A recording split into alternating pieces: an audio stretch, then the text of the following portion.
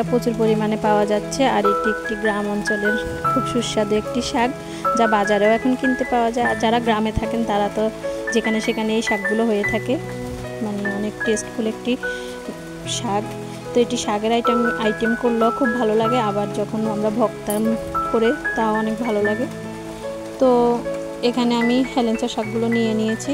এবার আমি শাকগুলোকে ধুয়ে একটু বড় বড় আকারে কেটে নিয়েছি, সাথে আমি কয়েকটা কাঁচামরিচ নিয়ে নিয়েছি। এখানে আমি শাকটা একটু ঝাল ঝাল করে করব, এই কারণে আমি কাঁচামরিচগুলো একটু বেশি পরিমাণে দিয়েছি।